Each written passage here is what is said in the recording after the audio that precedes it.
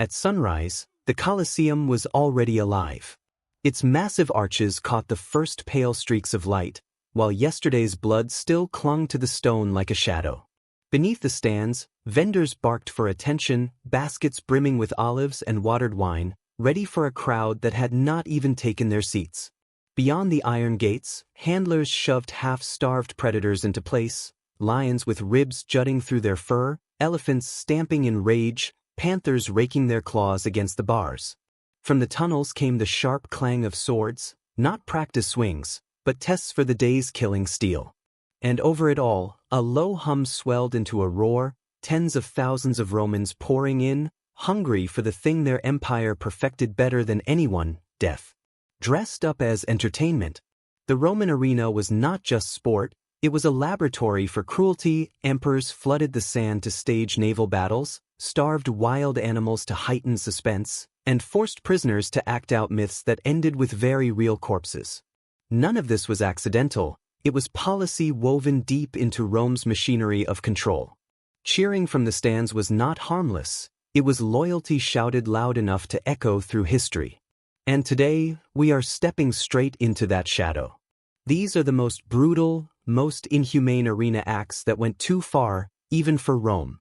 From blood-soaked funeral rites to executions dressed as theater, we will uncover how an empire built its glory on turning suffering into applause. Before we dive in, hit subscribe so you do not miss our next descent into history's darkest corners.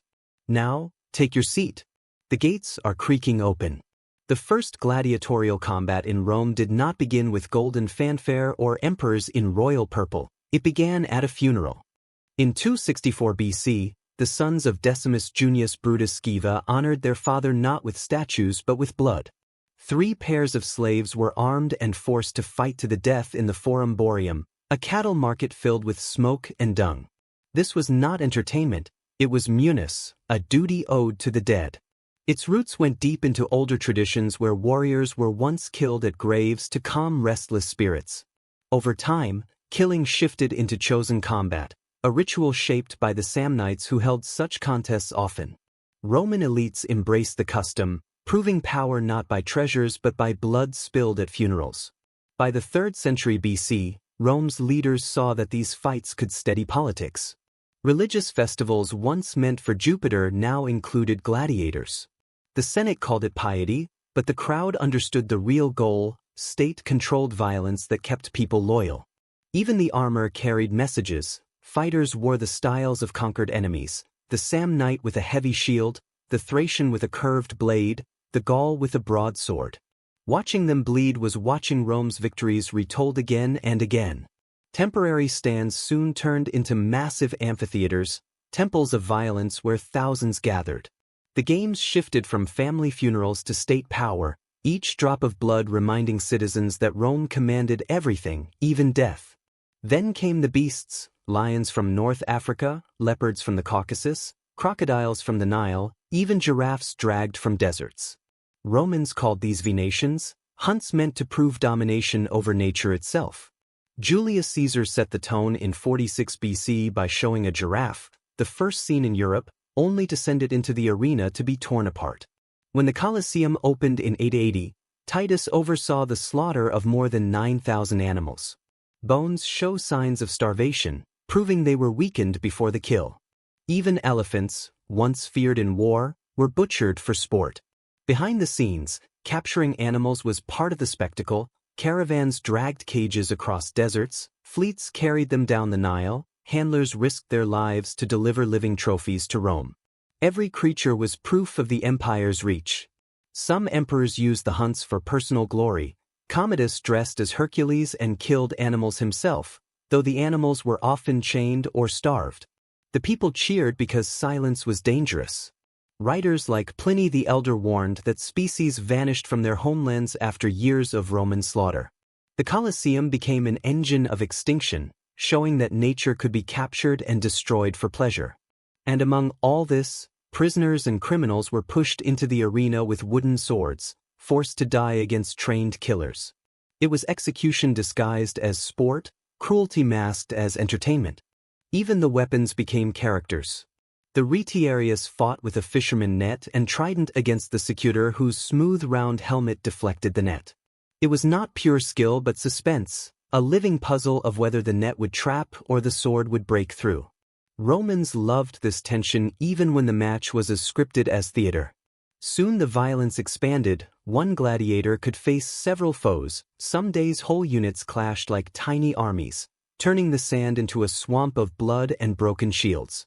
When novelty faded, Rome pushed further. Female fighters appeared in the 1st century AD. Juvenal mocked them, but records show they fought for real against dwarfs, beasts, even other women. Their presence blurred gender lines but proved a darker truth that no one was beyond Rome's hunger for spectacle.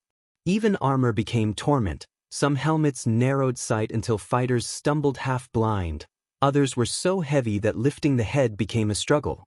Armor was not always protection, sometimes it was punishment. Rome turned the arena into propaganda. Gladiators dressed as barbarians reenacted Rome victories. Their staged defeat reminded the crowd of imperial power. Every mismatch, every twist, every stunt kept the masses shocked and obedient. By midday, after the morning blood had dried, the arena shifted into death theater. Romans called it damnatio ad bestias, condemnation to the beasts. Criminals, deserters, slaves, and prisoners of war became unwilling actors in executions disguised as myths.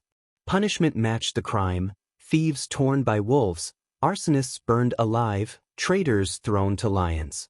During Trajan's great celebrations after his Dacian victory, thousands of captives were slaughtered across 103 days.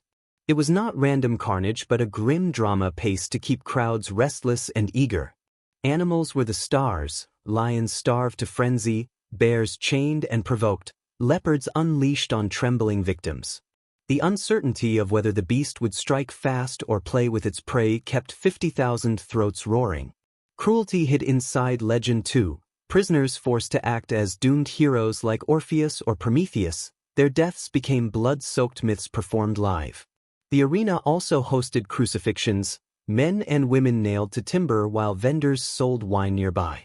Fire joined the spectacle in the tunica molesta, a pitch-soaked shirt set ablaze, turning people into living torches. These killings were warnings carved into flesh: defy Rome and die slowly before thousands. Some emperors demanded even more. They wanted oceans inside the city. Mock naval battles turned water into a weapon. Caesar began it in 46 BC by digging a massive basin and filling it with ships manned by condemned men. Augustus expanded it with an even larger basin fed by a custom aqueduct. Dozens of warships clashed, each packed with prisoners doomed to die. The message was clear: Rome could command seas even where none existed, even nature bent to imperial will. By 52 AD, Claudius pushed Roman spectacle to new extremes by draining Lake Fucine for a grand naumachia.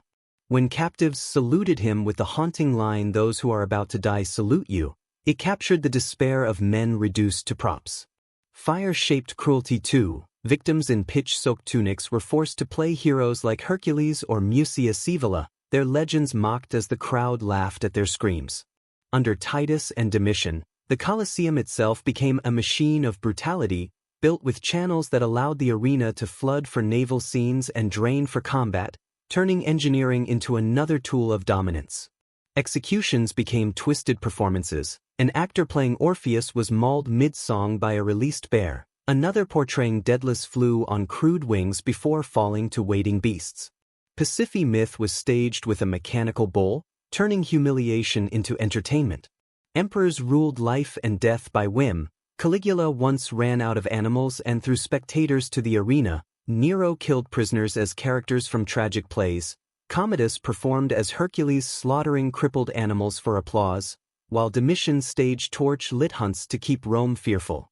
Even respected rulers like Trajan embraced excess, marking victory with 103 days of slaughter.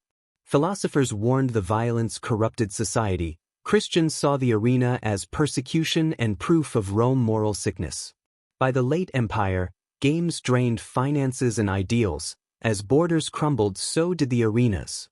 Today the Colosseum stands silent, its stones echoing a lesson carved in blood. that a civilization built on cruelty collapses beneath its own applause.